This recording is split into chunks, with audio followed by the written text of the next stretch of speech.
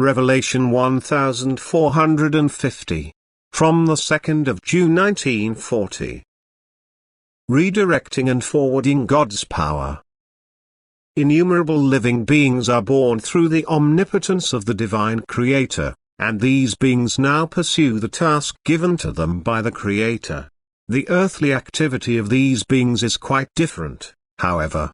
Spiritually they all fulfill the same task, to feed everything coming into contact with them with divine power, which transfer and passing on, is their duty. So they serve as an intermediate station. They are the collecting vessels which are needed in the total creation, so that the power from God penetrates into the darkest corners, because living beings are everywhere, even if because of their minute size, not always visible to the eye. But there is no object which is not saturated with living beings, and since each of these smallest living beings was created by the will of God only to fulfill a mission, and this mission consists in imparting the power out of God, which is necessary for earthly life, so the spiritual activity of the living beings must be tremendously important and therefore the primary motive for the emergence of these beings.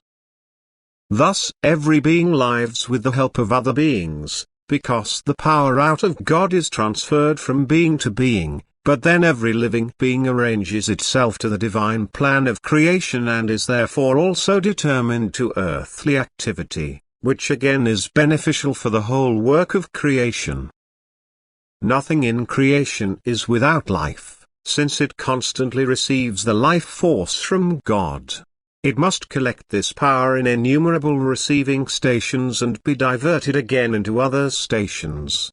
This process can only be seen with the spiritual eye, but it will be understandable to people in the representation of a drainage system, which first collects everything that flows into it, in order to then pass it on in such a way that it is useful for the earth, so that the influx is never haphazardly wasted.